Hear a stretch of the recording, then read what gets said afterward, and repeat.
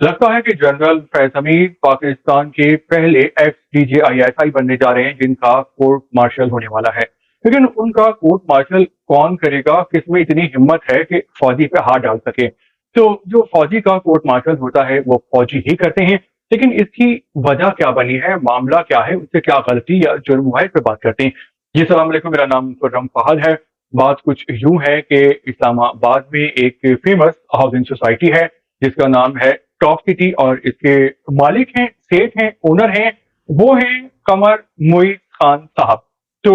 ان کے اوپر یہ الزامات لگائے جاتے ہیں اور بولا جاتا ہے کہ یہ ایم کے ایم کے کارکن ہیں، ایم کے ایم کے بندے ہیں، الطاف حسین صاحب کے کافی قریب رہے ہیں، اور 2017 کی بات ہے، انہوں نے ایک گاڑی امپورٹ کروائی تھی، لیکن یہ کوئی خاص بات نہیں ہے گاڑی امپورٹ کروانا، لیکن اس گاڑی کی خاص بات یہ تھی کہ وہ سونے کی گاڑی تھی اور وہ پاکستان کی سب سے مہنگی گاڑی تھی۔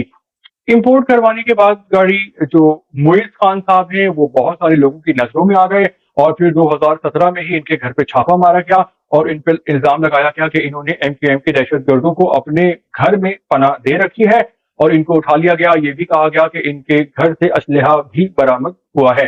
اس بات کا ثبوت نہیں مل سکے، اس کے بعد جو ہے وہ معیز خان صاحب یہ معاملہ عدالت میں لے گئے اور انہوں نے الزام لگایا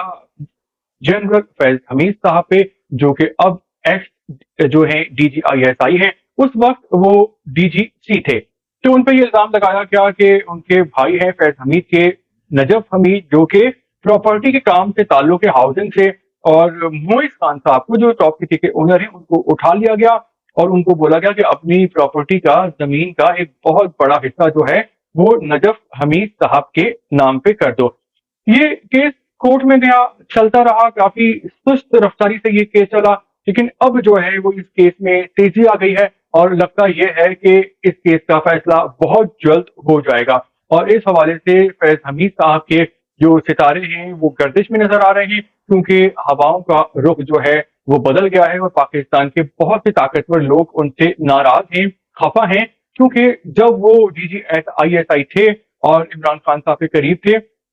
تو انہوں نے بہت سارے لوگوں کو جو کٹوسائز کرنے کی کوشش کی، جس میں معیز خان صاحب بھی شامل ہیں کہ جو ٹاپ سٹی کے اونر ہے۔ اس کے علاوہ فوج میں سے بھی ان کو کچھ ناپسندیدگی کا سامنا کرنا پڑا، اور سیاسی پارٹیوں کی طرف سے، کیونکہ ان پہ الزام لگایا گیا تھا کہ وہ ڈی جی آئی ایس آئی ہیں لیکن وہ سیاست میں بہت زیادہ مداخلت کر رہے ہیں اور سائڈ لے رہے ہیں پی ٹی آئی کی، عمران خان صاحب کی۔ تو بظاہر یہ لگتا ہے کہ فیض حمید صاحب کے گرد گھیرا تنگ کیا جا رہا ہے، اور جو کیس رکا ہوا تھا اب اس میں تیزی آئے گی، اس کا فیصلہ بہت جلدی ہوگا، اور کیس سے، فیصلے سے، ہواؤں سے، موسم سے ایسا لگتا ہے کہ فیض حمید صاحب کے خلاف اس بات کا فیصلہ آ سکتا ہے، کیونکہ جو سرکاری ادارے ہوتے ہیں، فوج ہو یا کوئی بھی سرکار کا ادارہ، تو اس ادارے میں رہنے والا کوئی بھی افسر اگر اس عہدے کا جو استعمال ہے وہ ذاتی حیثیت سے کرتا ہے تو وہ آئین اور قانون کے خلاف ہوتا ہے، اور اس قانونی خلاف ورزی پر کورٹ مارشل ہو سکتا ہے۔ تو بظاہر ایسا لگتا ہے کہ ایسا ہی ہونا جا رہا ہے۔ آپ کا کیا خیال ہے کہ کیا ایسا ممکن ہے کہ پاکستان میں ڈی جی آئی ایس آئی کا کورٹ مارشل ہو؟ اور اگر ایسا ہوا تو پھر جو اس وقت کے چیف جسٹس تھے ثاقب نثار، اور اس وقت کے جو آرمی چیف تھے جنرل قمر باجوہ صاحب، تو وہ بھی اس کیس میں ملوث ہو سکتے ہیں، کیونکہ اگر ڈی جی آئی ایس آئی اس وقت تھے اور ڈی جی سی تھے جنرل فیض حمید صاحب، تو اس وقت آرمی چیف تھے باجوہ صاحب، تو جو بھی احکامات ہوتے ہیں ان پہ عمل درآمد ہوتا ہے تو وہ آرمی چیف کی اجازت کے بغیر نہیں ہوتا، اور اگر آرمی چیف کی اجازت کے بغیر ایسا ہو رہا ہے تب بھی کورٹ مارشل بنتا ہے۔ تو اس وی لا کے حوالے سے آپ کے کیا خیالات ہیں؟